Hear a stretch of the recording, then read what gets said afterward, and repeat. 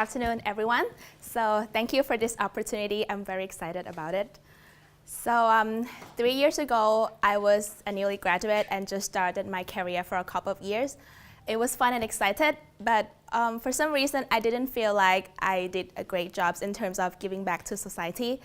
And that's why I decided to join one of the volunteer groups in Thailand, and it was launched by my friend from college. The purpose of this community is to try to disrupt and change the way Thai students can learn. That was the first time that I was introduced to design thinking process and had a real hand-on experience from this. So today I'm going to be sharing my experience using design thinking in education and some key takeaways from it. So first of all, what exactly is design thinking? Has any one of you in this room heard about design thinking before? Oh, great. Okay, that's great. So for some of you that never heard of it, I will talk a little bit about what exactly it is. So design thinking is a process known as iterative process. And it's a process that seeks to understand user, challenge our own assumption, and redefine our problem. So it provides alternative solutions that might not be apparent to our initial understanding. So this approach has been around for a decade, but it only gained attraction outside design community when CEO of the famous design company IDEO, Tim Brown, published article about design thinking in Harvard Business Review. So design thinking is a core process of this company. Why? Because they believe that it's a process that seeks to understand from human point of view and give them the chance to develop the innovative products and innovative solutions for their customer. Design thinking has been utilized by many world-leading brands such as Google, Apple, Samsung, and also Airbnb. Do you know that this company used to be a failing startup before it becomes very successful? And the secret behind this success is actually from design thinking process, because they decided to send 3 employees flying directly to New York to upgrade the amateur photos from their user to a very beautiful one. And they saw revenue double in the following week. So even for Airbnb, they realized that for the startup to become successful, it's not just about coding and technology. It's more about going in the field, trying to understand their customer. It is the best way to come up with the innovative solutions for customer. So how do we apply design thinking in education? So I've been discussing with friends in the community, and we wanted to introduce the new way that Thai students can learn. And we target some of the students in the slum area where the environment that they grow up is actually not that good.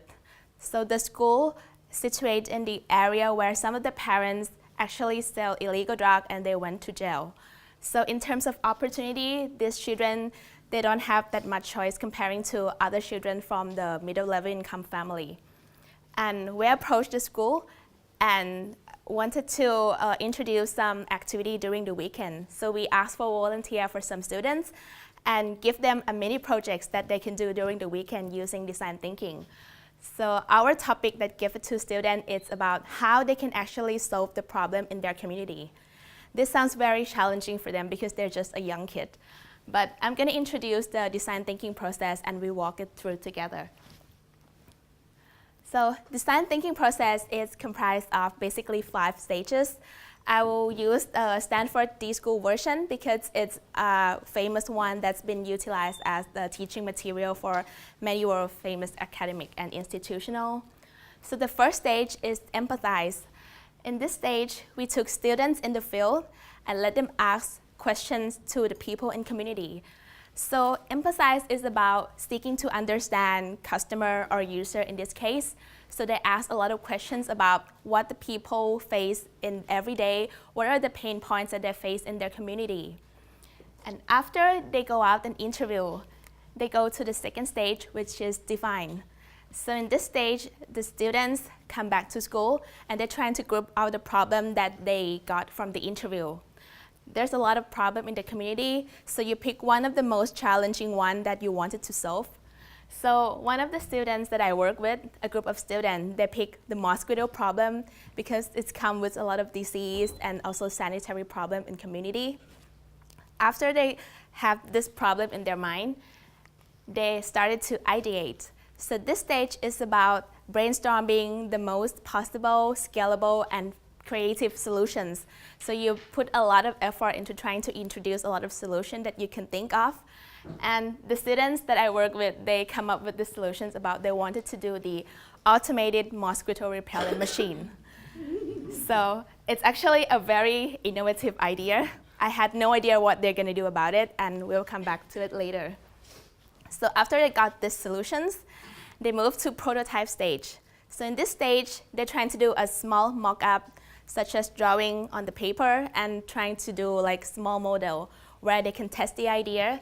And they going out in the field to ask some people in the community about what they can improve on their model. So this is actually design thinking process that we used with the students. It's actually not a sequential process. You can actually go back and iterate it so many times. So you can actually even go back to empathize and then asking more about the customer pain points. So it really depends on how, what's your problem and the solution you want to see. So come back to the mosquito repellent machine. Initially, we thought about just introducing design thinking and let them have some new experience solving problem. But they're so passionate about their idea, so we thought that it would be good if they can really invent it by themselves. So we actually provide some materials and a system during the way, but the students really actually did all the job by themselves. So this is one of the examples of the students that really invent the real invention, and they give this back to the society. So after a couple of days of running the activity with them, we saw a lot of change in them, because moving from just trying to solve some small problem, they come back with a really, really creative solutions, a real invention that they can prove to the society that really can do something different. And the feedback from them is that they become more confident and they're really trusted in themselves, moving from some of the students just running in the community every day. So personally for me as a facilitator, it's not only about trying to make the students become more confident in themselves, but I actually learned that I learned a lot from this activity for just about a couple of days. So I really listened a lot during this time, and I found that this is the first time that I really seek to understand other people without judgments. And there are a lot of creative ideas that's even better than mine. And finally, I've become more creative and trying to use these solutions and process during my work as well. So this is a very good example of how we use design thinking in education.